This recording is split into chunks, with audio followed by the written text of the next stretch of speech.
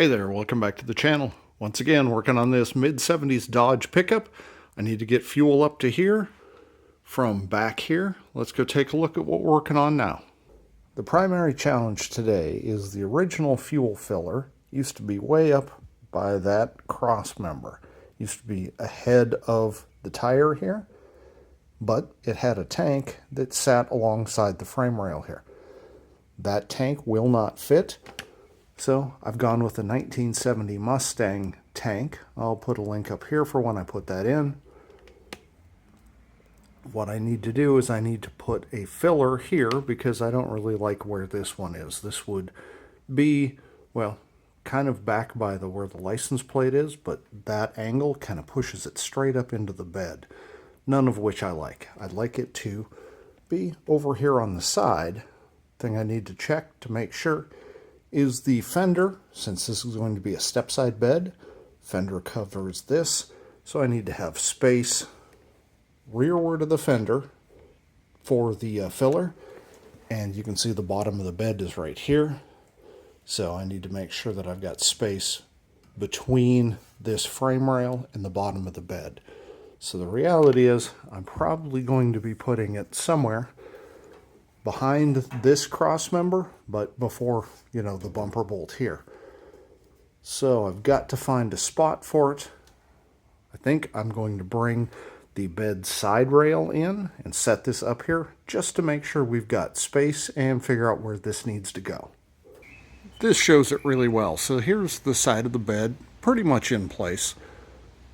This is centered over the tire. This is the original fill hole here. So the filler neck went through, and you actually have quite a bit of space here. The bottom of the bed was way up here. So we've got some space. Problem is, the frame comes up, goes back down a little bit, but there was lots of space here for the filler to go down into the tank here. So I'm going to have to remove that, or at least flush that out, cover that up and weld it up. I'm not concerned about that.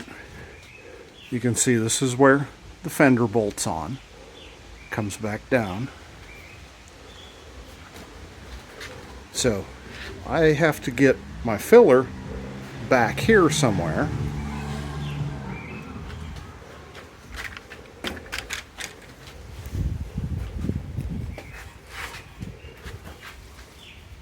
The bed is right here, so this is the top of the bed, or the rail anyway for it.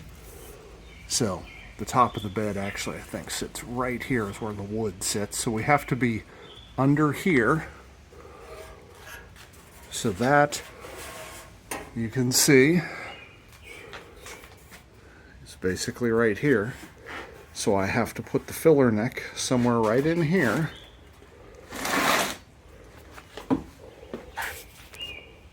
The back of the frame, that's where this aligns to here.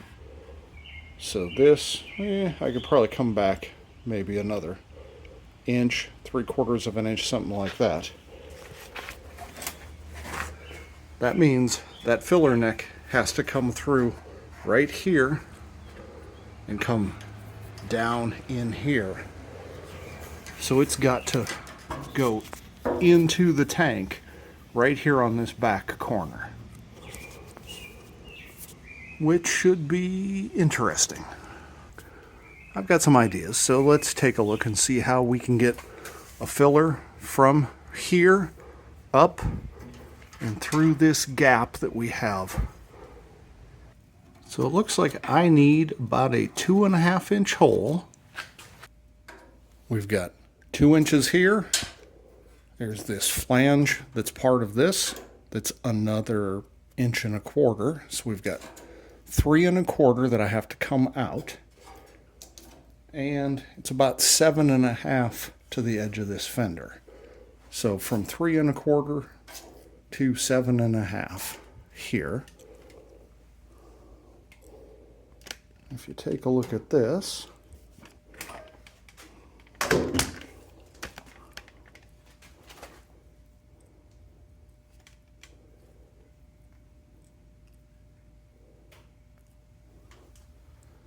I have from 3 1/4 to 7 1/2.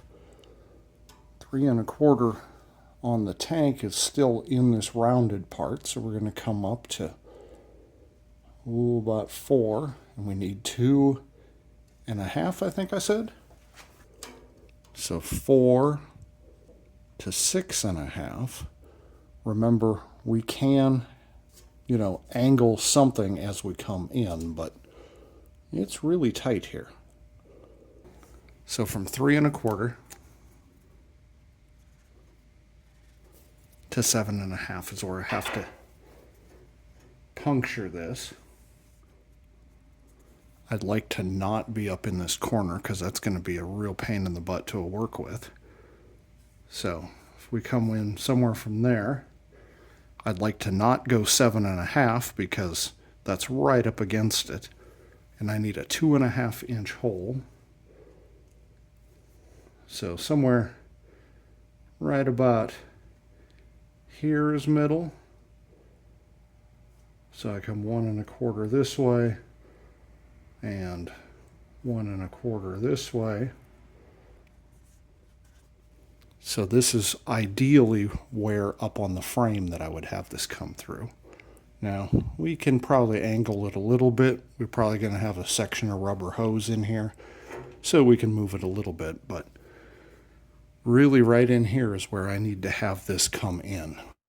The next thing I have to be concerned about is basically the same as this angle. Instead of being flat, it's tilted up at an angle like this. I don't want to come straight up, but I also can't come at too sharp of an angle because we've got the frame here. So it needs to angle up so that the hose can come from here down. To add one more dimension to this 3D puzzle, the bottom of the bed sits right on here. There will be another brace over here. But we have to come up. It looks like we've got about 3 inches there.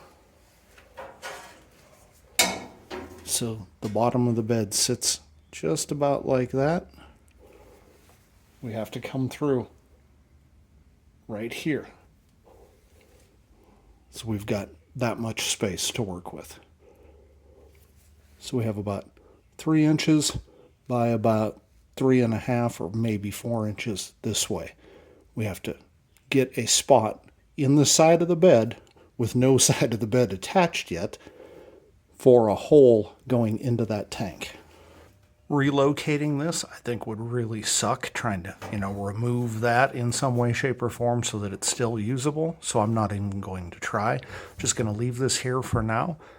Before I'm done, I will come back and either cut it off and weld in a cover there, or I'll just cover it here, something along those lines. But I'll come up with a cap for that after the fact.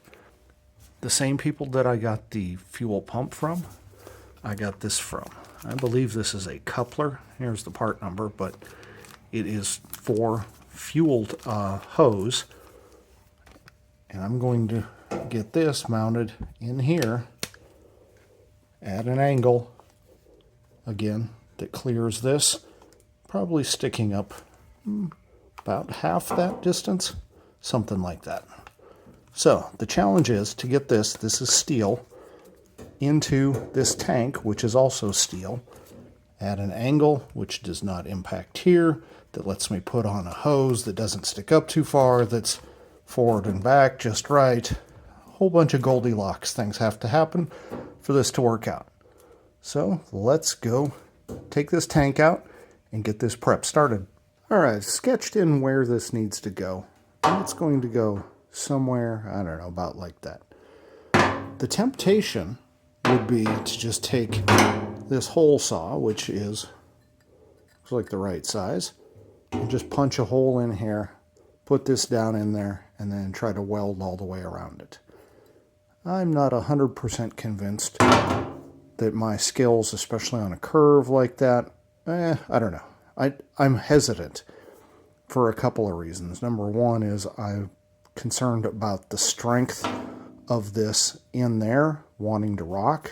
As you put the filler neck in and fill it up, that it's going to crack around the edges of this over time. That's my primary concern.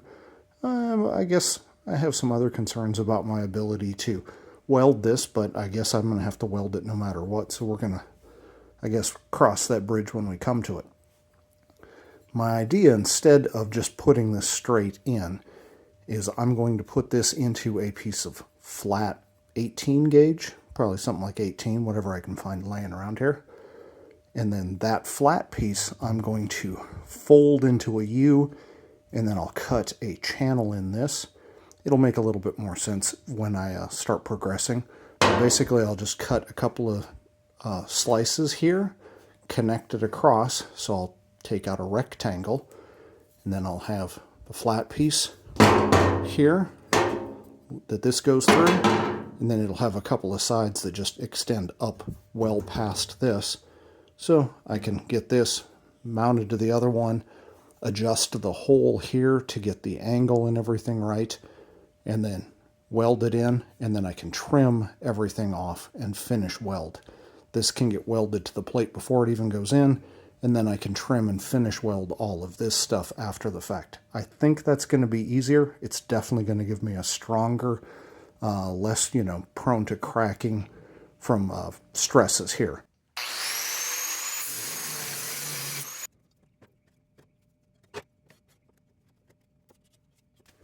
So I'm going to cut it here, fold it here, and here.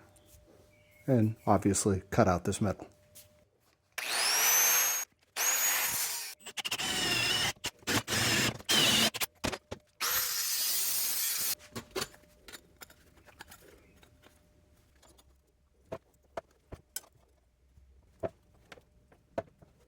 And then this will get welded in to a channel that I cut right here.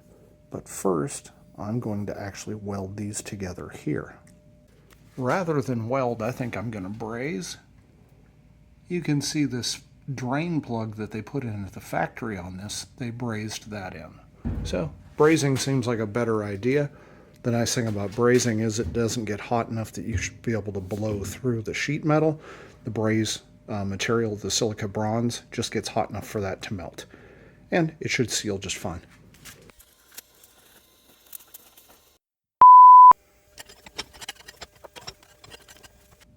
Alright, once I cleaned it up with the wire wheel, it actually looks pretty decent. Like I say, I got a little bit hot there, but not a big deal. Should be fine for sealing. And now this is going to get cut in and rest right down in there.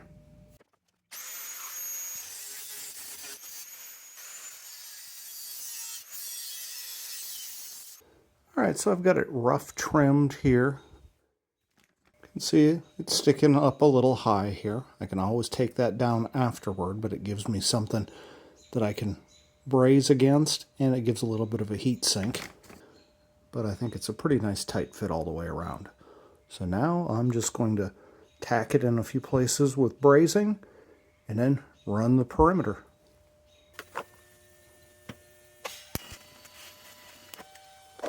I'd say pretty typical for my level of skill. No, it doesn't look fantastic, but it should seal.